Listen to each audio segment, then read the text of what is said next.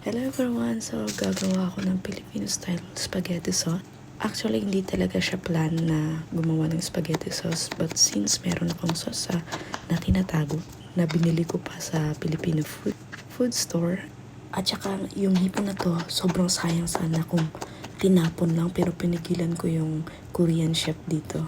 Kasi itatapon sana nila kasi yung boss ko nagka-allergy. So, sabi ko, huwag niyo itapon, niluluto ko yan kasi hindi ako allergy sa mga hipon, sayang. So yun, pasikretong tinago namin sa may under the refrigerator kasi sabi ko kakainin ko yan in my lunchtime. So ito na nga, usually talaga yung spaghetti ng Pilipino, wala talagang shrimp. Napaisip lang ako o naisipan ko lang. Kasi nga, sobrang sayang. So ang ginawa ko,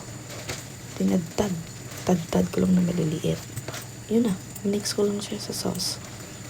Tsaka ako lang kasi kakain ito kasi yung kasama ko hindi siya kumakain ng shrimp, ng pork, ng any, I don't know, I think because of the religion.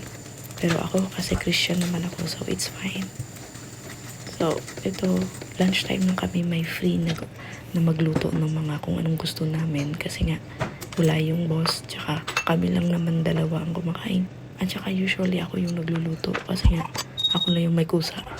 Ewan ko ba, parang nakasanayan ko na ako yung magluluto pag lunch namin kasi pag lunch wala yung mga bata dito.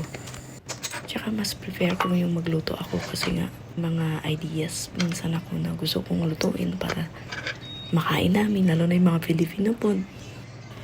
Lunchtime lang talaga kami may time na gumawa ng sarili naming food, like Filipino food.